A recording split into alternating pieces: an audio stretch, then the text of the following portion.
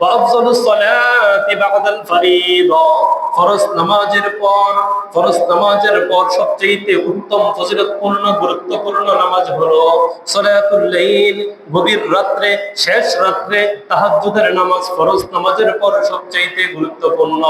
সুবহানাল্লাহ। এক রমজানের পর আশুরা দিনের রোজা ফজিলতপূর্ণ, আর ফরজ নামাজের পর দৈনিক 5 ওয়াক্ত ফরজ নামাজের পর সবচেয়ে বেশি ফজিলতপূর্ণ গুরুত্বপূর্ণ আল্লাহ তাআলার প্রিয় হওয়ার জন্য সবচেয়ে গুরুত্বপূর্ণ নামাজ হলো শেষ রাত্রের তাহাজ্জুদের নামাজ। তাহাজ্জুদের নামাজ পড়ার চেষ্টা করতে হবে। তাহাজ্জুদের নামাজ সাধারণ কোনো নামাজ নয়।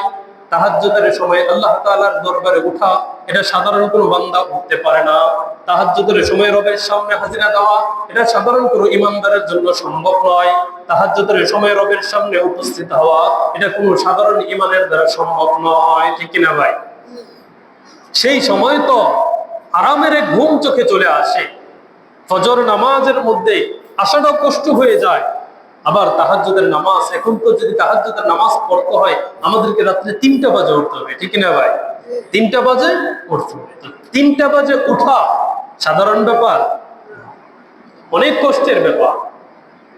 তখন মানুষ সবাই ঘুমের মধ্যে থাকে, সব পুরো পৃথিবীর একদম নিস্তব্ধ নীরব এক পরিবেশ, অন্ধকার রাত। সেই শেষ মুহূর্তে, শেষ রজনীতে যদি আপনি রবের সামনে 2 রাকাত নামাজ পড়ার জন্য দাঁড়িয়ে যেতে পারেন, রবের সামনে 2 রাকাত নামাজ পড়ার জন্য দাঁড়িয়ে যেতে পারেন, আল্লাহ পাক রব্বুল আলামিনের প্রিয় হওয়ার সবচেয়ে উত্তম মাধ্যম হলো এটা। সুবহানাল্লাহ।